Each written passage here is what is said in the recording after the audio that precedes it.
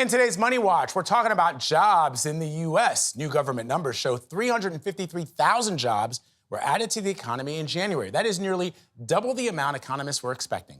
CBS News business analyst Jill Schlesinger is here with why this is important for you and your family. Good to see you. Good morning. to be here. All right, so let's dig into this. The Federal Reserve Chair Jerome Powell was on 60 Minutes last night, and he described the labor market as, quote, very healthy. Why do you choose those words? Well, I think what he was talking about was not just this January report, because this was actually right before the January report, but he was talking about all of 2023. Remember, 2023 was supposed to be the year we got a recession. No, It was not. 255,000 jobs a month on average. The unemployment rate is now at 3.7%. It's near a 50-year low.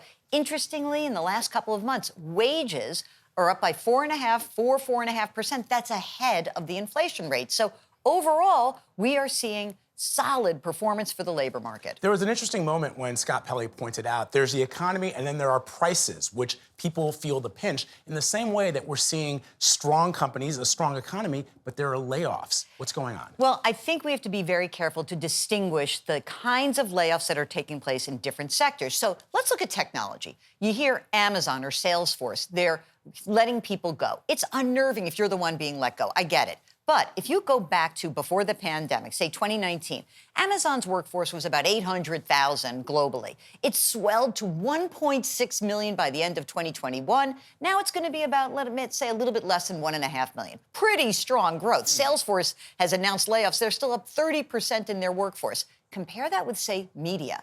I'm sorry to say this, gang, but we are in a consolidating industry, so a lot of the layoffs that we see in media going away. We also know it's slowing down some. Job openings have dropped by 20% from the peak. All right, so what industries are hiring right now? This is important also because in the report, what we saw was like 3 disparate kinds of industries. Professional and business services added 74,000 jobs in January. And what's interesting about that is they only averaged 14,000 jobs a month last year. That is interesting. Right? Kind of wild there, right? Yeah. And then we also saw that in healthcare, they keep adding 70,000 jobs in January. In retail, they added. So let's say you're laid off from one of these organizations. You might want to look to what's growing and apply your skills in those sectors. I think that's a really important part of your job search. Good advice as always. Jill Schlesinger, love having you here. Thank you very much.